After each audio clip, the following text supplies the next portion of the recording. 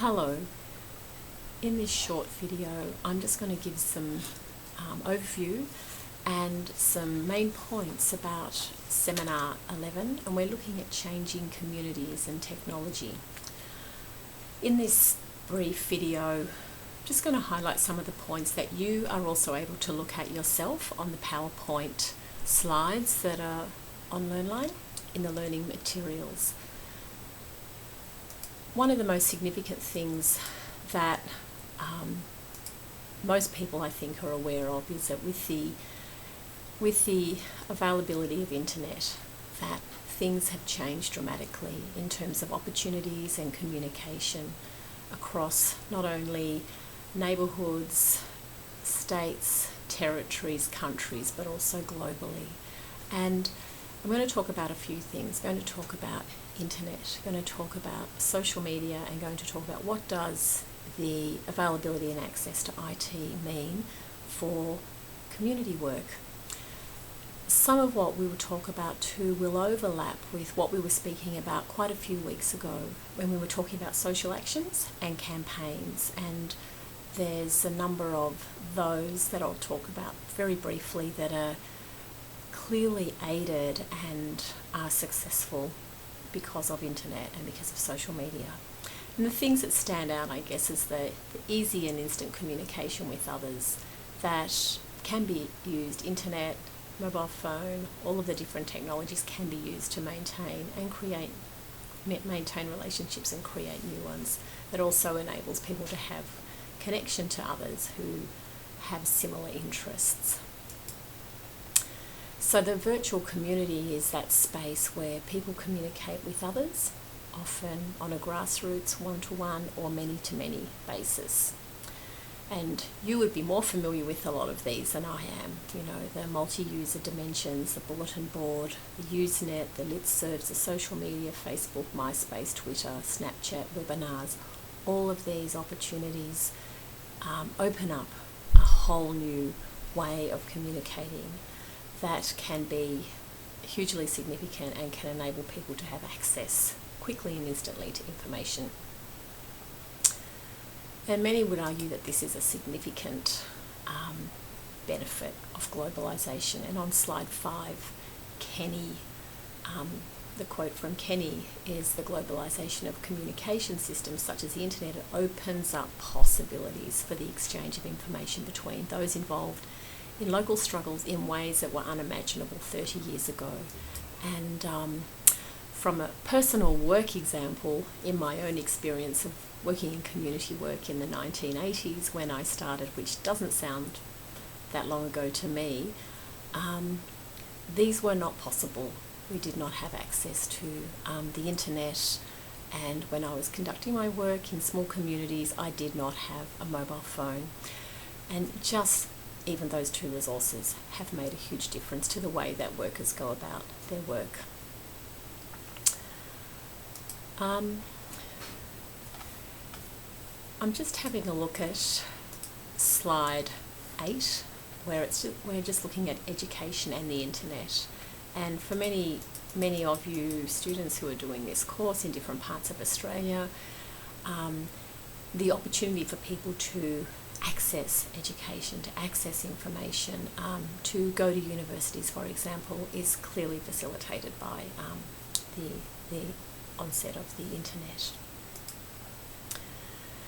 On slide 9, there's just a couple of social media examples here, and the opportunities for people to increase their participation in issues that are of concern to them has just taken off with internet. So the couple of examples here: GetUp, which is an Australian based organisation. It's Australia's largest campaigning community, it's called, to build a more progressive Australia and to hold politicians to account. And Change.org is similar, and AVARS is an international organisation that tackles environmental human rights issues, and in a matter of minutes can have millions of people signing a petition to put pressure on world leaders to address changes. So the power of these opportunities is incredible. Some other examples of social media and how it's facilitated social action is the IMF, the International Monetary Fund protests, of the Occupy movement, the Arab Spring, the access to thousands and millions of people to physically be in one place can be facilitated as well by social media.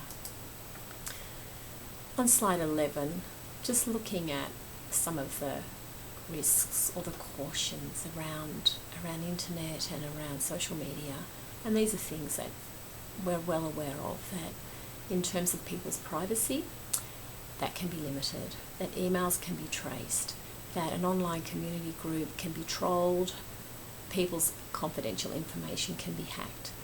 And particularly for young people, cyberbullying is a real issue, and a young child who may take their phone with them into their bedroom at night could actually be experiencing cyberbullying in their own home. So we need to be aware of the potential risks with using social medias. On slide 12, it's just a breakdown there that describes or shows for you the language use. Who are the main users of internet? And 478 million users are English speakers, and you can have a look for yourself on slide 12. The breakdown after that is Chinese, and it just highlights that in the English speaking world, internet is significantly used. There are one way of organising it, there's thinking about 4 types of online communities, and I'm looking at slide 14. So there's communities of practice. So this is where people with a shared practice or a professional background will communicate with each other to learn from other workers. So an example of that would be social workers, the AASW. People connect with other people of the same profession. Communities of purpose is a little more focused, where it is also an interest around a particular issue, but people may have a focus that might not be particularly within their profession. So for example, if you were interested in asset-based community development, you could be part of a community of purpose that actually looks at that specific process, at that specific goal or approach to work. Communities of circumstance on slide 15 is where people connect with others who share a similar life experience. So when someone is experiencing an issue in their life and they may look at the internet, their partner has just died, for example, and they look for support, they look to speak to other people, they look to find out what other people's experiences are, or living with a terminal illness, for example. They're just a couple of ways that people connect with others who have information to share, but also it's a life experience that they're sharing. Communities of interest is around where people share personal interests, like a hobby, like sport, like wanting to find out how to make a boat, where people are interested in an activity where they can get information about that activity from others.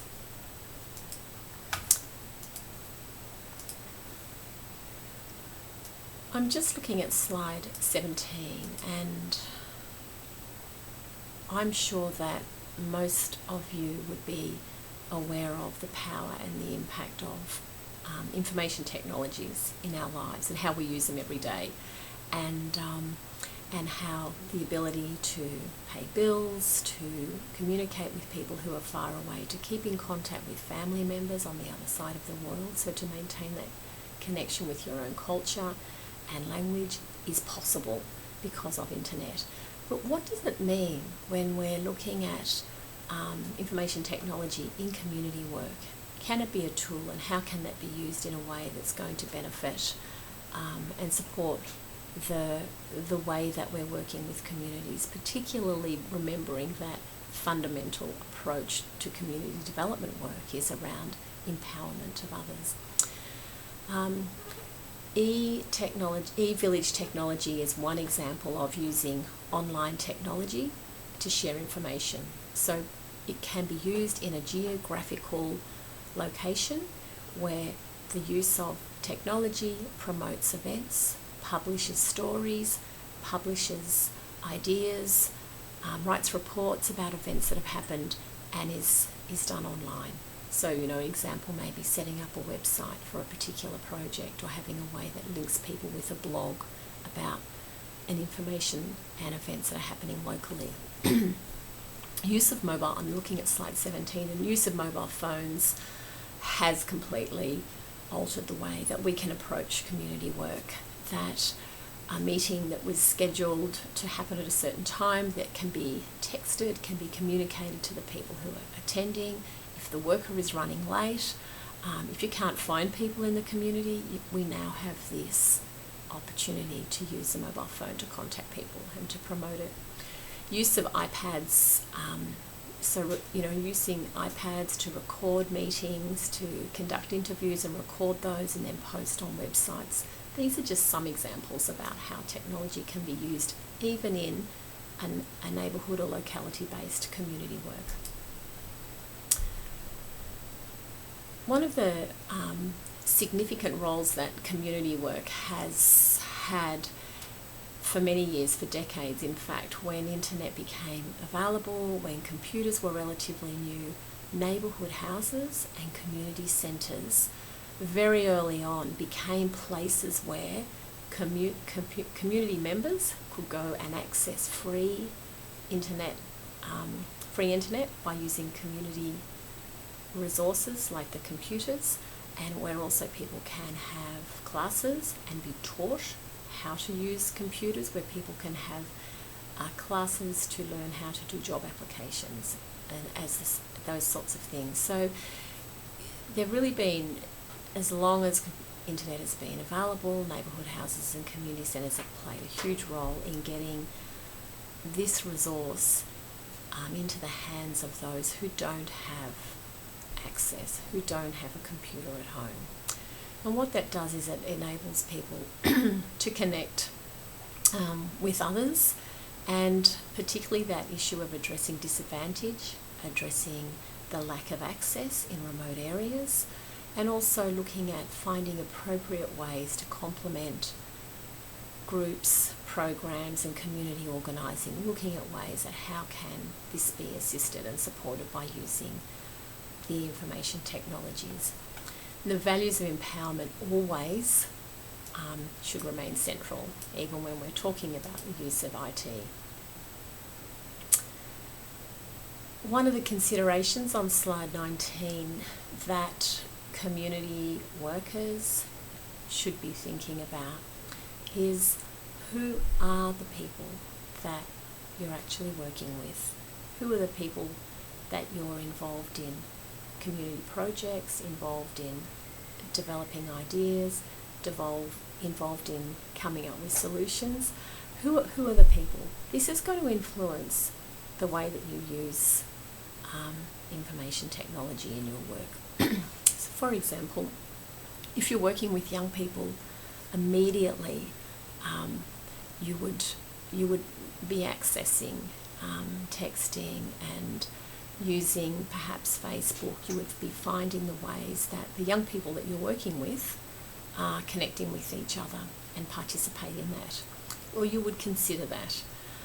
If you're working with older people, for example, you may not be able to make the same assumptions that they all have mobile phones, although they might, and that they have the same level of competence when it comes to using internet and social media. So the context for the work is really important.